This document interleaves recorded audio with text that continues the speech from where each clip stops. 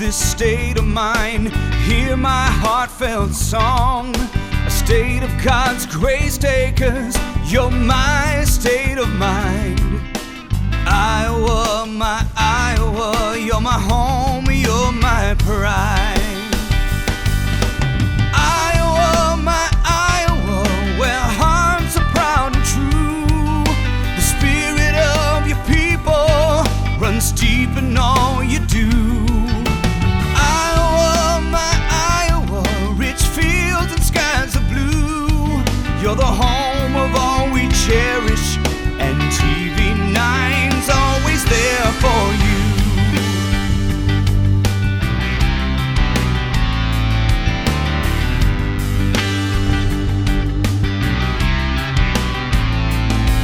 I love to call home Iowa, our rivers and our streams flow over hearts and minds, the fields of our dreams. Love for our families, touch memories deep inside. Iowa, my Iowa, you're my home, you're my pride.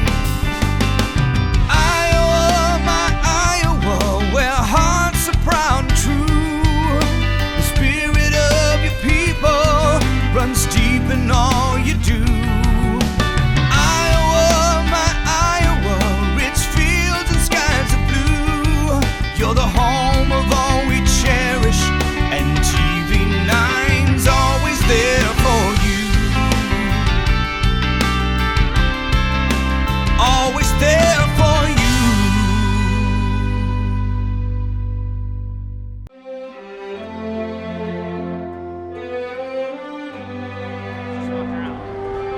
Say one, you got a gun!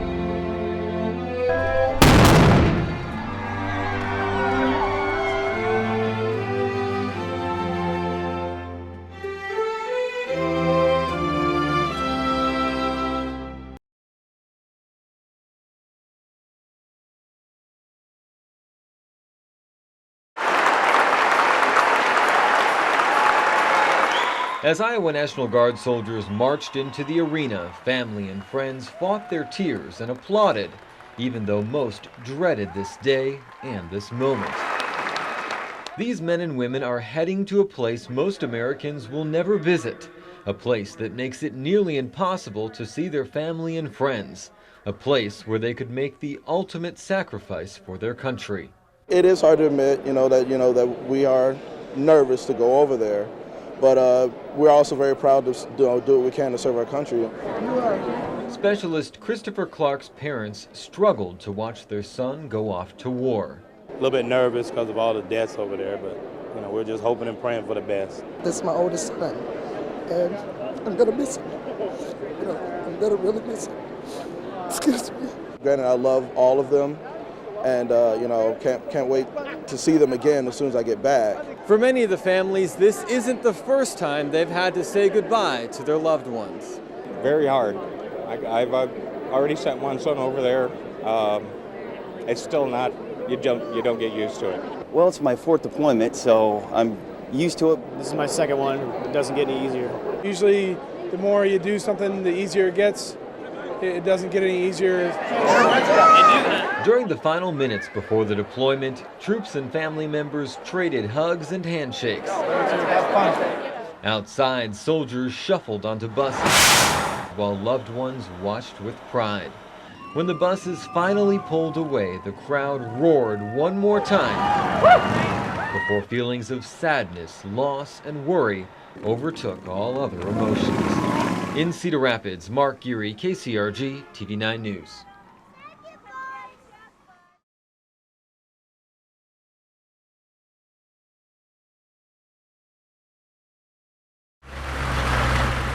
As Iowa National Guard vehicles move along a country road, suddenly the unexpected. A blast shoots across from an improvised explosive device, or IED. You have casualties. This is Thunder 2, it's negative. Soldiers react, spreading along the road, looking for the enemy, whoever it was who set off the bomb. Put your weapon down! It's a simulated attack, even with a simulated wound. But the response is as real as these soldiers can make it. Bird is down, KIA. This drill is one of many Iowa National Guard soldiers experience as they train at Camp Ripley. And there's a definite purpose.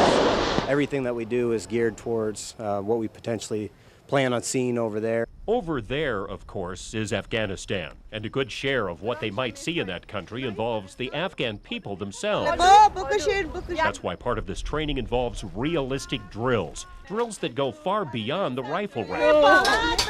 We might be in central Minnesota now, but this scenario gives the soldiers an impression of what they might encounter in a small Afghan village. Here they can make mistakes they can't make in combat. As these soldiers go through the drill of trying to find an insurgent bomb maker, they deal with actual Afghan nationals. By bringing these role players here, this has allowed them to really see the realism and, more important, understand the culture. Once the drill is over, an officer reviews the scenario with his soldiers. What did you see when you pulled up? They go over what went right and what went wrong before they run the drill again. Even this review involves an Afghan. I don't want to be nobody die. In most cases, they will actually bring in and explain to us or try to really help us set up our training so it looks real. It looks like what's going to happen in some of those small villages and Kalas when they get overseas. Some of these Iowa soldiers have served overseas in past deployments, Egypt, Iraq, and even Afghanistan. But they've never experienced training like this in the past. This is important for the new soldiers to see that this is a standard, and from here it just goes up.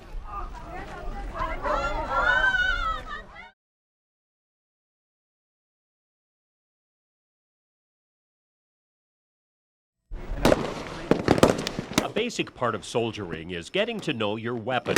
And for today's National Guard soldier, the basic weapon is the M4 rifle. One Iowa soldier training at Camp Ripley is Sergeant Josh Cormican of Palo. This day, his group files onto the rifle range between raindrops, magazines in hand. Qualifying itself can always be stressful because obviously you have to score a certain amount to pass, but I usually do pretty well at it. Shooters, flip down range and identify the targets. Basic qualifying involves shooting 40 rounds from prone and kneeling positions at targets that range from 50 to 300 meters away. Be sure to only engage the targets within your lane. Soldiers have to hit minimum numbers to achieve marksman, sharpshooter, or expert status. Shooters, at this time, lock and load your 20-round magazine. The M4 Sergeant Cormican is shooting is the same weapon he'll be taking with him to Afghanistan. It's a bit different from the M16 that many veterans remember. It's a shorter barrel. It's got a collapsible buttstock. This work on the rifle range is essential. But National Guard soldiers are civilians most of the time. Left is ready. Some of their preparation for Afghanistan involves just getting them into a military mindset. Try to get them to forget about what they've got going on at home to a certain degree. Come here with 110% focus on the training that they've got to do preparing for Afghanistan. And Sergeant Cormican is doing that. His qualification goes well. Sharpshooter. His confidence builds as he prepares for his first deployment.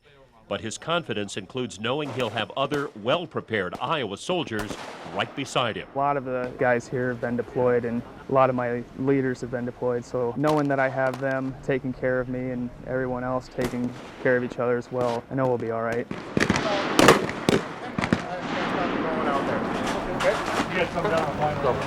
Didn't you block out? Yeah.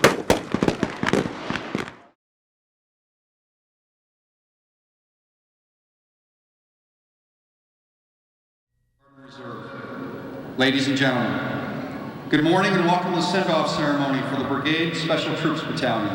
A formal patriotic send-off ceremony forced everyone to remain focused and strong.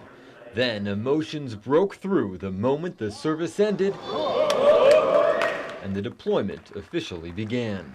The hardest part of any kind of deployment is the goodbyes. Just about everyone here at the deployment ceremony feels a wide range of emotions. Oh, it's overwhelming. It's just like a heavy heart. Anxious, sad, sick of the wait, just wanting to get out of here. A little excited, but mainly scared and anxious to get this over with. While some families cringe at the thought of sending a son or daughter to war, many others have a long history of military service. I actually, 7th generation of my family to be in the military, so it's kind of in my blood, I guess. It ran in the family. I mean, my dad was in the Army. We have a couple grandpas, uncles. My grandfather did it, and I've always wanted to give back. My brother, he's also in the military. Private First Class Devin Swearing followed his father's lead by signing up for the military. Having him hug me goodbye it's very different from when I hugged him goodbye when he left this last time. I'm very proud of him. I couldn't be more prouder. Specialist Christopher Clark's father, Michael Robertson, is a former Marine. Just overwhelmed right now. So we're just trying to keep the faith and, pray. And I put on this uniform every day and I love it. So to leave, to go do something like this to serve my country, yeah, it makes me very proud. I'm very worried, I'm scared. I don't know what to feel because I've never felt like this before. As soldiers said their final goodbyes, the sky shed a few tears too. While it will take plenty of courage to serve in the Middle East, those left behind here in Iowa must also remain brave and strong. After all, this army of people also has a mission, providing strength, love, and comfort to the men and women who signed up to sacrifice a year of their lives so others can remain free. In Cedar Rapids, Mark Geary, KCRG-TV9 News.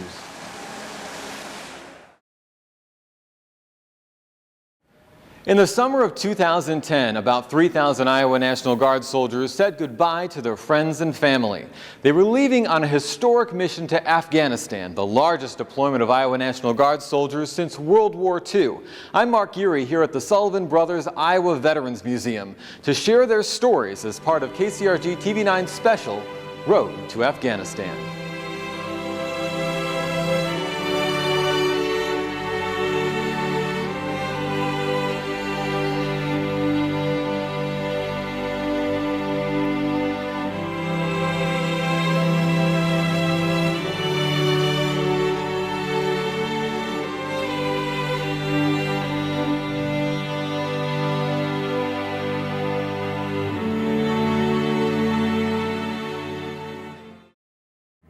One Monticello family felt the tension of the deployment more than most. The Tauke family has 3 members serving in Afghanistan right now. Now, they're not sure how often they'll cross paths, but they do hope to run into each other at some point. And we spoke to them just about a week before they left home. We got beans. This is the last relaxing Sunday afternoon the Tauke family will spend together before the war in Afghanistan tears them apart for about a year. Starting to feel it. But I think, like everybody else, we're about as ready as we're going to be. I've kind of come to terms with it, knew it was coming, and it's what I signed up to do. Steve Tauke and his stepson Mike Lindenberg deploy in about a week.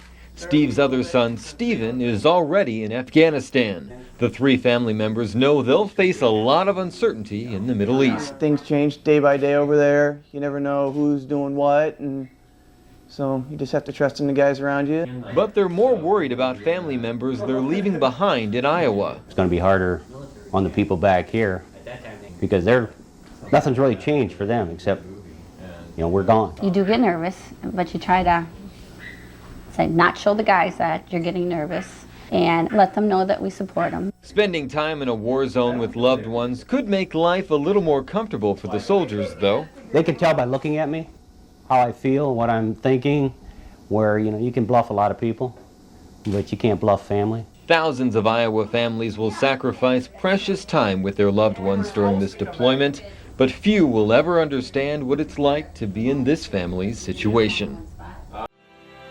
Before they shipped out, soldiers went on a series of training missions. First, they traveled to Camp Ripley, Minnesota, then to Camp Shelby, Mississippi, and finally ended at Fort Irwin, California. KCRG-TV9 was the only Iowa television station to follow the troops to each location. We spent a week with them at each training spot. We lived with them, ate the same food, and even rode along with them in Humvees. In this special, we're proud to show you what it takes to deploy to Afghanistan.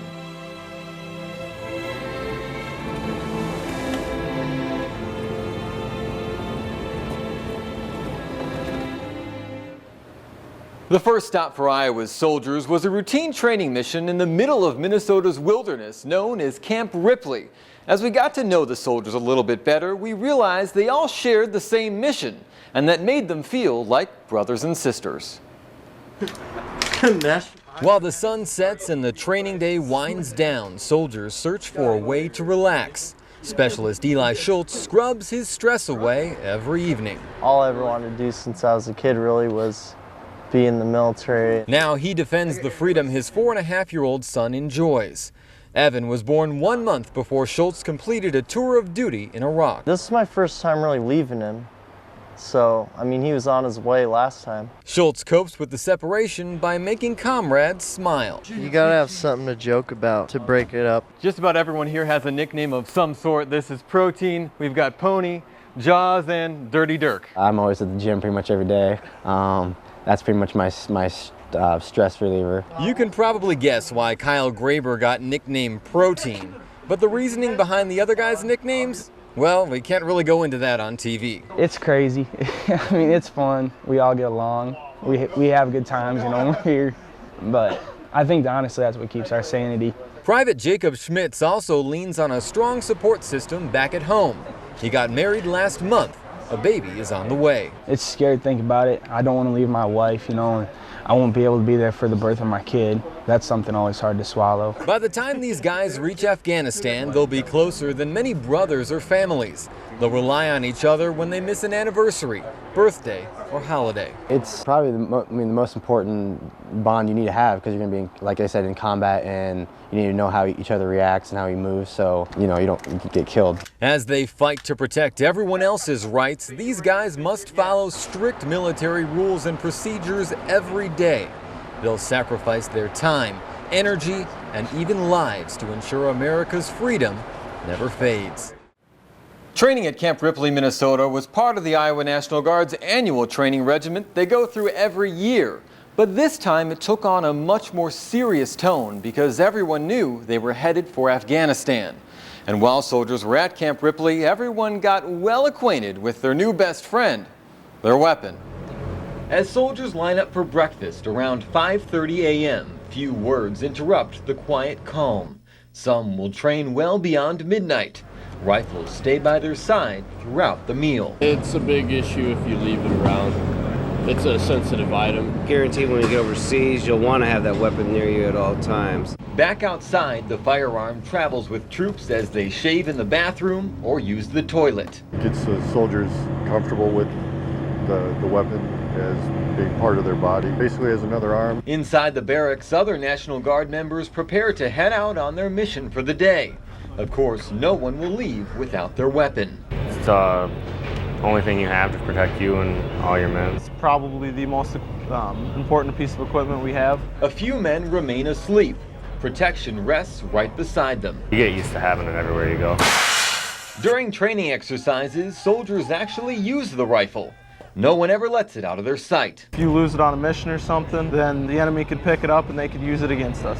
Just about the only time soldiers are away from their weapon is when they're in the shower. You have a battle buddy that will watch the weapon for you while you go to the shower. And when you come back, you'll watch their weapon. Soldiers know their mission in Afghanistan carries a heavy burden. By the end of the training, few even notice the weight of the 6-pound item that could save their life. Fire! Soldiers get a rush of adrenaline as they fire at enemy targets using a howitzer. It's a great feeling, you know, the boom, you know, the smell, every little intangible that you can have with it is right there. Each 50-pound shell costs at least $2,500. Soldiers rarely get the chance to practice with live ammunition. The round goes off right by my head. The large net draped over the gun helps camouflage it from the outside and also disrupts enemy radar. Fire! Before anyone pulls the launch lever, the entire team checks all the equipment and makes sure everything's on target. A couple inches down here, it makes a huge difference downrange. But the guys with the gun don't decide when or where to fire. Not too far away, these soldiers line up the coordinates for troops out in the field, both by hand and with the help of electronics. Sometimes those numbers don't match. It happens on occasion, and when that happens, we don't send that down, obviously. Computer software can take other factors like weather into account. Too much rain or wind could send a round off course. It's a crazy job to have, you know, a lot of work, but you know, when you're out there rocking and rolling, it's a real good time. Anyone standing near the explosive shell can feel the power of the gun when it goes off. Trust me, I know firsthand. And as the soldiers told me, it's going to be a bad day for enemies on the other end of the barrel. Soldiers with the howitzer unit sleep outside right beside their guns at night, unlike others who sleep in those large tents with about 100 other people. That's because the military can't afford to have anything happen to the big guns. While rifles and artillery remain staples on the battlefield, technology is changing the way soldiers fight a war. And Iowa National Guard troops will be using some of the latest equipment available, including a high-tech pilotless plane. What looks like a simple remote-controlled plane is actually a $1 million piece of equipment. I guess it's not terribly complicated, but it's pretty useful.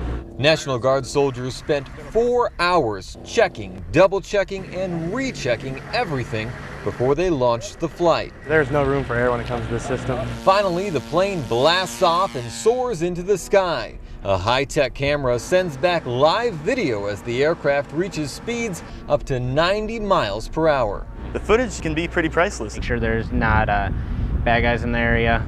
The plane also acts like a mini cell phone tower once it's up in the air and allows soldiers to communicate on these radios when they're miles apart. And your primary communications is radios. The Guard actually has 4 of these devices, and each one they send into the air has the potential to save countless lives on the ground. Using high-tech tools is one of the more exciting parts of being a soldier, but sitting down to have a meal is a little less appealing. Soldiers can't simply order a pizza or heat up some leftovers. Instead, they have to rely on something called an MRE, a meal ready to eat. Hours of intense drills can drain a soldier's energy. The MRE, or meal ready to eat, fuels soldiers for their next round of training. You stay hydrated and have food in you for your energy, because otherwise you're just going to die out there. Each kit comes with a main course and a few snacks. The amount of stuff we're doing, sweating, we need all the carbs we can get. Every soldier has a different favorite. My favorite one would have to be chicken with dumplings. I like the beef enchilada. The tuna is probably by far the best. But they all agree about the worst. The worst one would probably have to be the veggie omelet. That's just, yeah, you don't want to eat that one. Veggie omelet. The worst is the veggie omelet. Texture, the smell, the flavor, it's just all around terrible. It's not so much the taste, I think it's the consistency. It just kind of crumbles in your mouth. We tried it, they aren't kidding. We'd rather starve. MREs have a guaranteed 7-year shelf life. And if you ask these guys, some of them taste like they've sat on the shelf for a decade. Even though it's an MRE, soldiers can still have a hot meal out in the field. All they need to do is take one of these pouches, add just a little bit of water, fold it over, stick it inside of this pouch, and in a few minutes, they'll have a hot meal ready to go. And soldiers would need all the energy they could get as they trained in the Mississippi heat.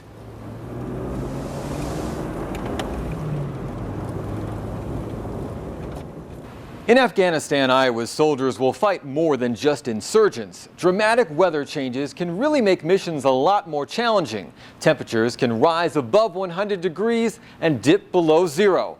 And the conditions at Camp Shelby, Mississippi made it a lot easier for soldiers to realize what it's going to be like once they're overseas.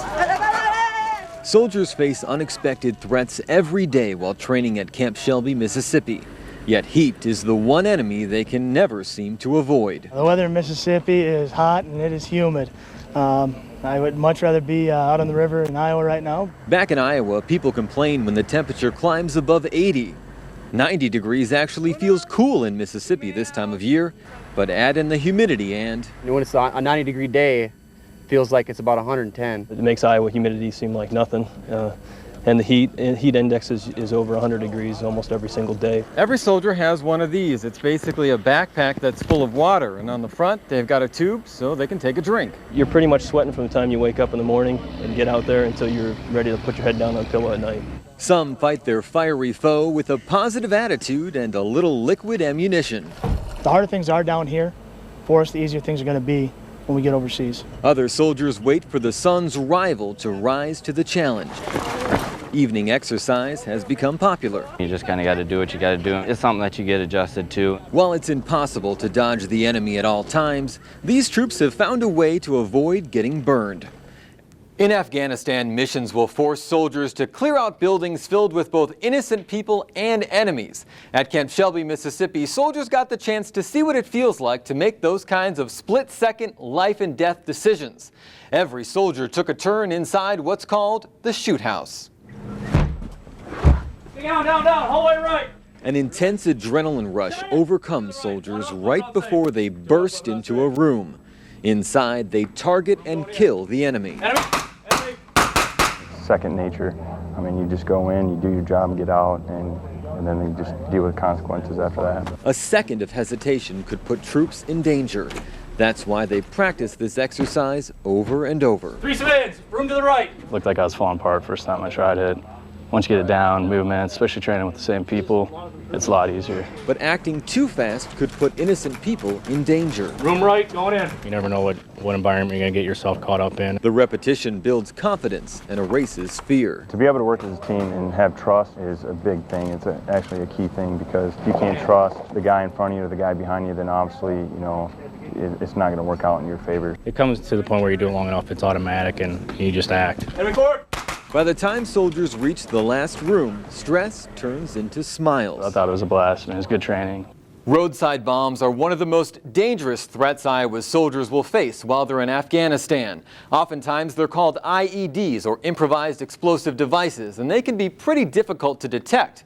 That's why the military developed a special vehicle called an MRAP, or Mine Resistant Ambush Protected. And it's much safer than something like this. A new, stronger set of wheels will allow Iowa National Guard soldiers to roll through dangerous areas of Afghanistan. You can put your mind where it needs to be when you're not so worried about every bend in the road and every hole in the road. The MRAP, or Mine Resistant Ambush Protected Vehicle, can keep soldiers alive inside, even if a roadside bomb explodes underneath it. Makes me feel a little safer. Before they get behind the wheel, soldiers train on this simulator. And you're driving. Instructors use this equipment to show troops what it feels like to get hit by a bomb, blow out a tire, or even slide around in the snow. It can be fun, but you also have to think of it as a training scenario. Every bit of this is real life. Outside, a separate simulator prepares soldiers to escape from an overturned MRAP. Definitely will give you the instinctiveness to react quicker. The military is phasing out the more traditional Humvee because the MRAPs are just more safe and secure. It's like driving around in a little Toyota Corolla and then getting back into my Dodge 1500 pickup. It's a big difference. MRAPs can cost as much as $1 million a piece and weigh between 12 and 20 tons. Cars typically weigh between 2 to 3 tons. Getting to drive and experiment with the vehicles at Camp Shelby builds confidence. It lets me just get a warm and fuzzy about how the vehicles work and operate and what we can and can't do with them. By the time they reach Afghanistan, these men and women should be ready to handle just about any terrain or terrorist they encounter. The National Guard also has a team of mechanics who travel with the soldiers in Afghanistan. While at Camp Shelby, these mechanics worked with parts of actual MRAP vehicles to better understand how they operate. This is a critical job in the National Guard because broken or damaged vehicles can cause major safety problems on the battlefield. I think it's very important that there's mechanics out there that know how to fix this kind of equipment. In the field, it's a lot more hurried. You just get it out of there. You don't have time to fix. You just hook and drag. Soldiers in the U.S. military wear uniforms to help them blend in with their surroundings. Now, the military designed these particular uniforms for Iraq. But the terrain in Afghanistan looks a lot different, so they had to update their design. And Iowa National Guard soldiers were the first to sport the new look. While this may just look like a different kind of camouflage pattern, the design could keep troops out of enemy crosshairs. You don't want to be walking around with like an orange hunting vest, and that's what these new uniforms will do. They'll blend in with the surroundings a lot better. The older style blended in well in Iraq and many other parts of the world, but stood out in Afghanistan. Urban environments, which are a lot of brick and mortar construction, which just don't exist in Afghanistan. We've got a lot more mud huts. Iowa National Guard members will be the first to sport the new uniform. It's a great matter of pride because traditionally over the decades, the National Guard has sometimes been the last to be fielded new equipment. The gear also comes with new boots built to support troops as they march through the mountains of Afghanistan. You want to make sure you take really good care of your feet because your feet is what takes care of you. You're always on them. You don't want to end up with blisters. In the past, the Army only had a small and a large backpack as part of their uniform. Now, they've got a medium-sized one, too. And a quick-release cord makes it easy to ditch the equipment if soldiers get injured. Get medical attention a lot quicker. The military has all kinds of high-tech electronic equipment. Yet these new uniforms could actually be what saves a soldier's life.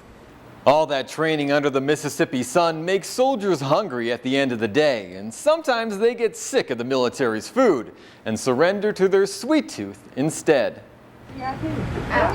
While this may appear to be an ordinary convenience store, take one look at the customers and you'll realize this place is different. If it wasn't for all the guys running around in uniforms, it would just be another store back home. Welcome to the Camp Shelby Post Exchange. It's a store where Iowa Red Bulls stock up on everything they crave after a long day of training. The licky stickies and chewies and gooeys, it's a little touch of home. You can't get some things out of an Emery package. It's like going to McDonald's, you know, instead of eating at home all the time. The store even stocks DVDs, magazines, and clothing. Hooks you up with everything you need. Pillows, blankets, and towels are the most popular items here. And it does make it feel like you're back at Target or Walmart. The military regulates much of a soldier's life, but this simple shop gives troops the freedom to make a few comforting choices of their own. Even though they may have wanted a break from the sun, the next stop on the road to Afghanistan was just as hot: Fort Irwin, California.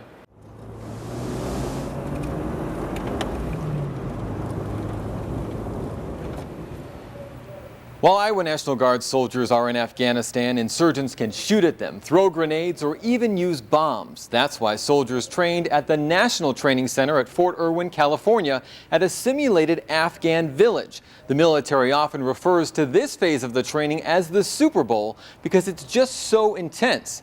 What you're about to see is how soldiers prepare for the worst possible day in Afghanistan.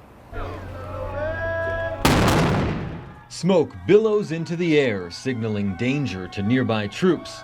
Wounded U.S. soldiers cry out in agony. And it's really intense. Afghans swarm the street as soldiers peer over rooftops. Enemies camouflage themselves as civilians. The smell of gunpowder and the sound of screaming villagers intensifies. Things can happen anywhere, anytime. Then another explosion hits the town. An ambulance roars in to carry away casualties. But paramedics cannot treat the terror, fear, and tension that has infected this community. People were dropping right and left. Taliban members beat an injured U.S. soldier, toss him into a pickup truck, and drive off before anyone can come to the rescue. Moments later, a suicide bomber kills himself and everyone else in this cafe. There's just a lot of commotion going on everywhere. Even though the bullets are blanks, the emotions soldiers feel when they get shot are real. I'm laying there, I'm thinking through my mind, had this been real, there'd be uniformed officers at my mother's house who wants to write that letter, so it really brings it home. Every soldier's uniform has these sensors on it. When enemy fire hits them, it beeps. It's like a high-tech game of laser tag. It's pretty cool stuff. This is Erdi Bachar, a simulated Afghan village at the National Training Center designed to prepare troops for the worst day in Afghanistan. Try to give them a three-dimensional fight from up above and from at ground level. Hollywood makeup artists make real amputees look like they just lost their legs. Special effects experts bring blasts to life.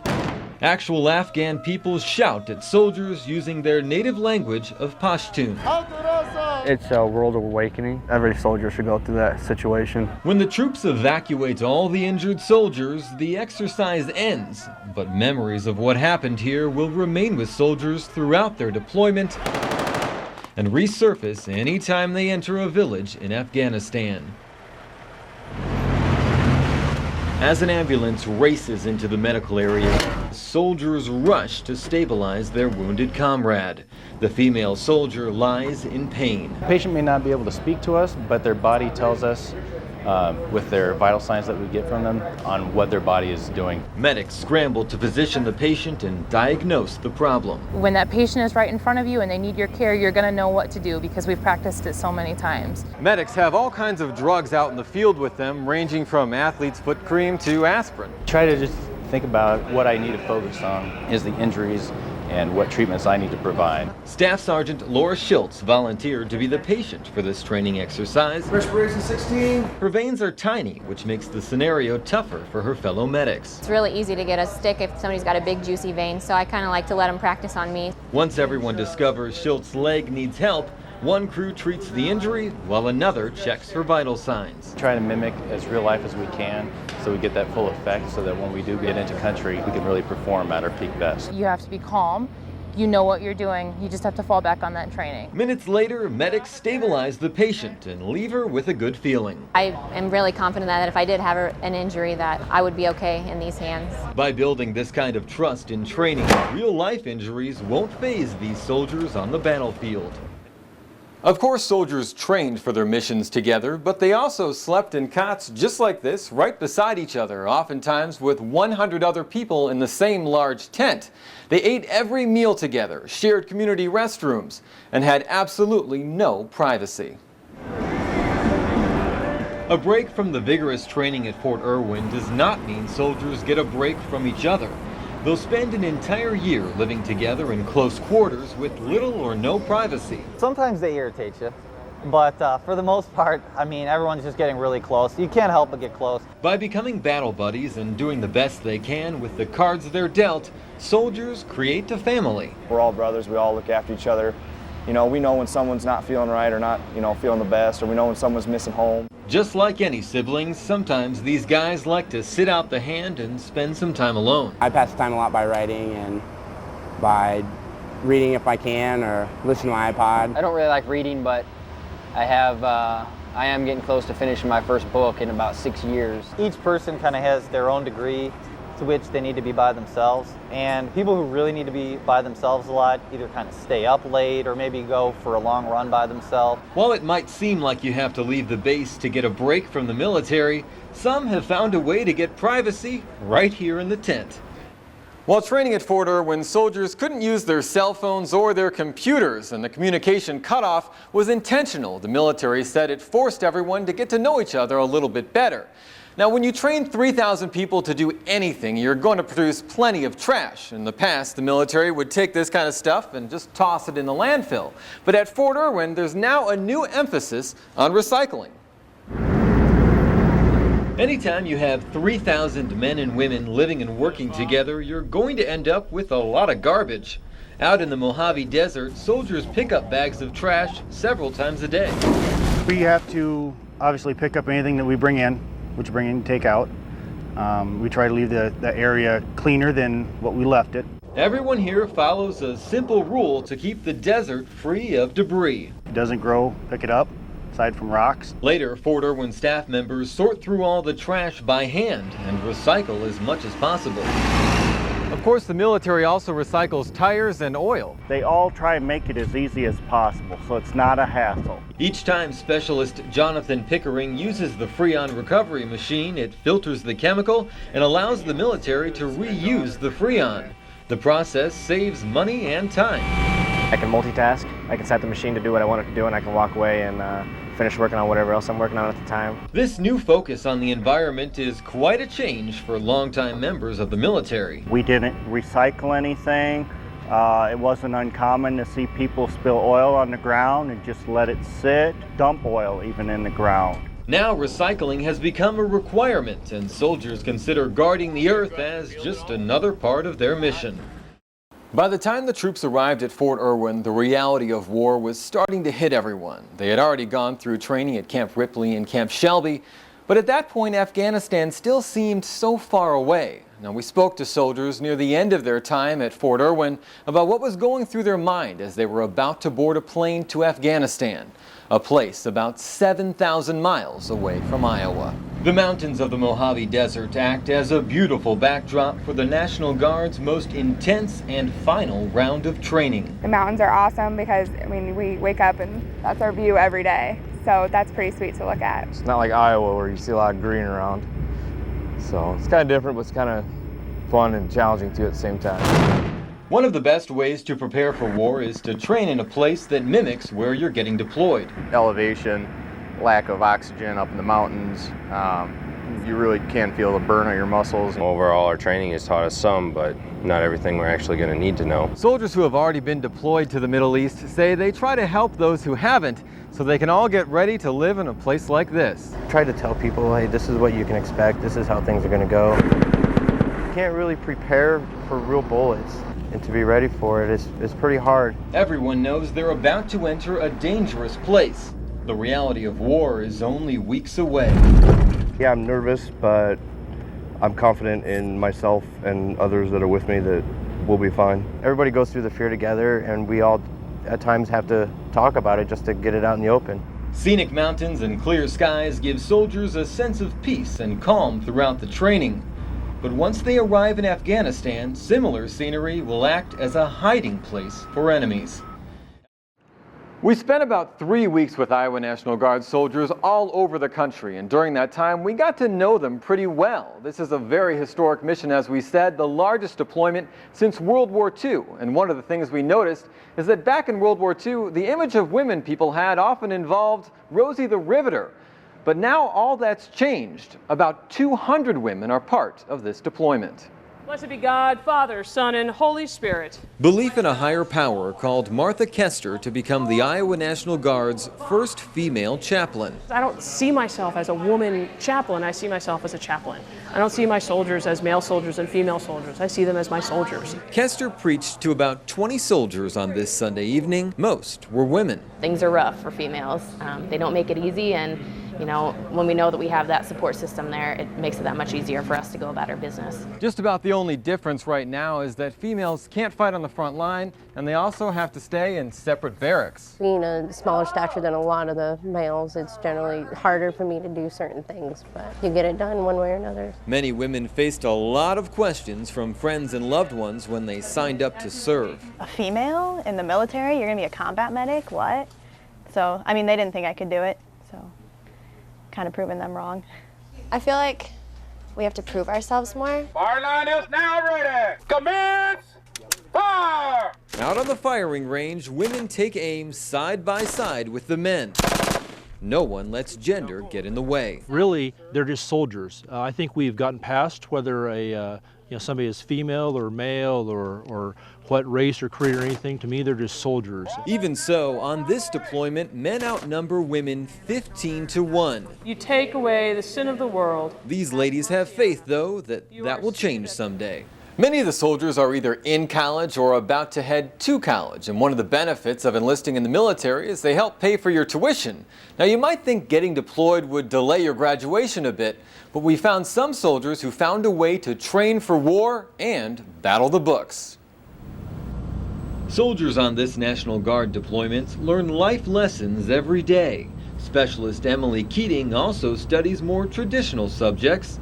Whenever she has a free moment, she hits the books. While we're, rolling down the street, nothing's blowing up, so I'll be doing my homework. Keating will take University of Iowa classes online throughout her time in Afghanistan. It's a nice distraction, and I definitely work better under pressure, so I get a lot more done when I know I don't have time. Training and working all day for the military and then staying up all night studying wears on her. But so far, professors have been sympathetic. I'll say, I was up training for 24 hours yesterday and I didn't get it done. They're usually like, okay, it's fine. The University of Iowa also has plenty of active duty military students right here on campus. Each class is slightly different from what they require, what they expect, but all of them have been helpful, and I've really run into any roadblocks. I don't believe there's any professor that wouldn't make that accommodation, and if there was someone out there that wouldn't, I'm sure that the provost would be more than happy to talk to that individual. Back on the battlefield, Specialist Keating finds comfort with her fellow soldiers. It's not, apart from the weapons, too entirely different from a college setting. Even though her Afghanistan assignment adds stress to her schoolwork, it will all be worth it when she finishes her deployment with a degree. Watching the Iowa Hawkeyes play is easy to take for granted. If you can't make it out to Kinnick, you simply turn on your TV. But some of the Hawks' biggest fans couldn't do that. Step inside any soldier's living area at Camp Shelby and you're bound to come across plenty of black and gold pillows, blankets, and even loofahs. They're real top contenders this year and we're going to miss it, but hopefully they'll keep it up for the next season when we get back home. When they're not training for missions, soldiers dream up ways to stay in touch with their favorite team. We know it's going to be hard to watch the games being so far away. I sort of have a secret contact, I'm hoping. I've gotten a tentative promise to send the game tapes to us. So we went straight to the source and asked the Hawkeyes what they could do to help out these soldiers. We get a lot of correspondence from troops abroad And we appreciate their support. More importantly, we appreciate their efforts on our behalf. We live in the best country in the world, and it doesn't come without a price. The University of Iowa has received more than 100 emails and phone calls from soldiers and their families. Officials are working with all the major networks to make the games available overseas. I did have to remind the Big Ten Network today, because they wouldn't really know this, that this is the largest deployment of Iowans since World War II. And it's really significant for the University of Iowa. We somehow make an attempt to address this, legitimate concern. We're excited that they're concerned about missing their Hawkeye games. In the past, troops have huddled around computer screens to watch games on DVD. This time around, Sergeant Randy Lucina bought a mini projector to make it easier for more soldiers to see the picture. Maybe if we have a day off, we can all sit around and drink a couple sodas and watch the game. And yes, we do have to mention that a few Cyclones managed to sneak into this deployment. Fortunately, I'm not alone. The bottom bunk guy, he's also from Ames. He's my neighbor, so we stand strong here. Every soldier knows their time in Afghanistan will be stressful, but football lifts their spirits, reminds them of home, and gives them something to cheer about in an unfamiliar, dangerous place. There'll be a lot of Iowa Hawkeye football parties in Afghanistan. Like any deployment, this one separates husbands and wives from each other, and that can put a strain on any relationship. But some couples told us military life actually brings them closer together. Sergeant First Class Heidi Lansing keeps track of just about every piece of equipment soldiers need to succeed. My job is to be accountable for everything, and so that's what I got to do. She even makes sure men and women training in her company keep cool. It's very important to make sure the soldiers are taken care of. That's my job. If I don't do my job, they're going to be hurting, and we don't want that. Her husband, Staff Sergeant Mark Lansing, works as a supply sergeant for another company. Both say the secret to their marriage is simple. She stays out of my supply room and I stay out of hers. Membership in the military brought the Lansings together not too long ago.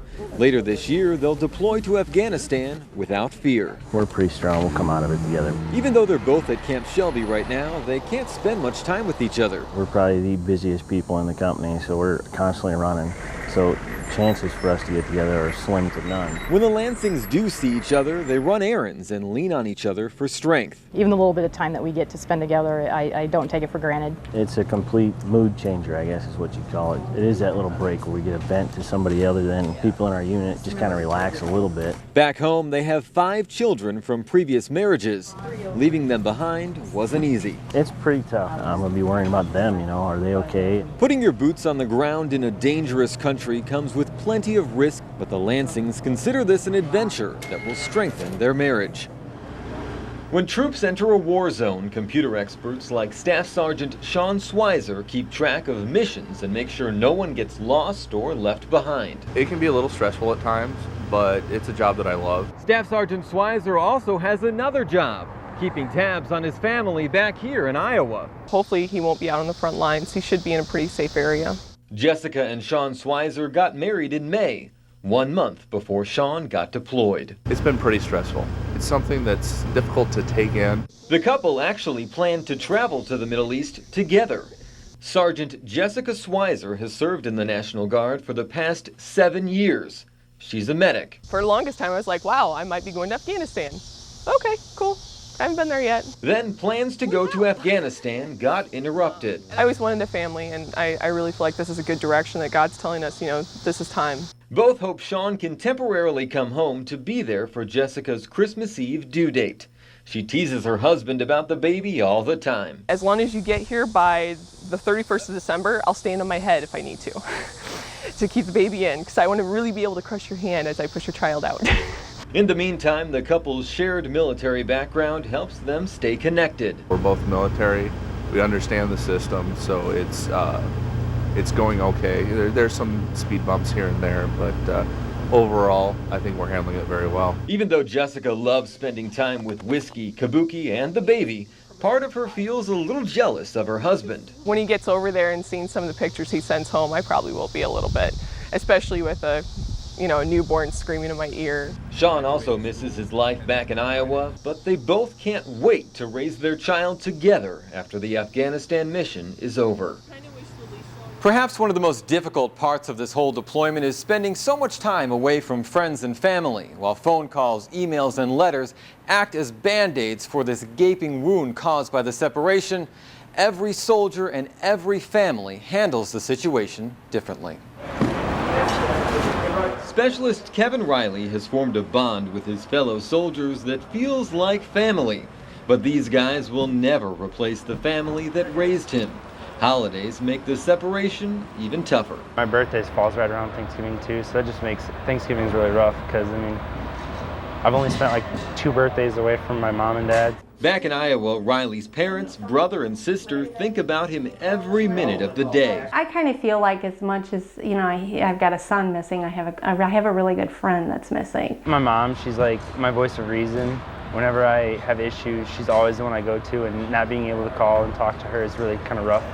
He's the one who understands Mom, I think, the most. When Kevin wasn't helping his mom, he spent a lot of time working with his dad. He's the one that's sensitive to when something needs to be done. This is a sensitive time for the Rileys because 2 of their other sons are also in the military. Even though you're keeping busy and you're trying to keep it off your mind, it's always there. It's an ever-present loss or absence. Specialist Coleman Riley is in Afghanistan with Kevin right now. Coleman, he's probably the most focused of the 3, but when it's time to have fun, he likes to have fun too. Private First Class Jake Riley has almost finished his training and may request to deploy to Afghanistan. Yep, we cry when you ask us where the boys are, how they're doing. We cry because it brings us to the surface, but we want to know that you care too. Even though they'll be busy with their missions, all 3 sons try to stay in contact as much as possible. I really love my family. When the deployments are over, the Rileys dream of a day all 7 of them can share a meal around this table once again. Ever since he was a teenager, Private First Class Colton Seidel has wanted to serve his country. But that desire places him in danger and causes his family back in Iowa to worry. It'll probably be hard on them, especially my mom. She likes having me around a lot. The deployment has put a lot of stress on Linda Seidel. You never expect that you're raising your kid to go off to a war zone. You know, that's not even in your repertoire. You know, it's like totally surreal. She still thinks of him as her little boy. As a mother back here, you don't have that, you don't have the ability to protect them. Not that you do anyway when they're at that, you know, they're at that age, but you just feel like kind of like helpless sometimes. Kind of keeps things organized for me. If Colton was back here, he would probably say I was in his face, you know, and now that he's overseas, he's probably saying I kept him organized. Colton's sister and Linda's partner, Doug, also miss having the whole family together. You know, try to be as supportive as I can. He was really funny. He always made jokes. He kind of just lightened the mood, and he always had really good advice to give, so I could always count on him to help me out.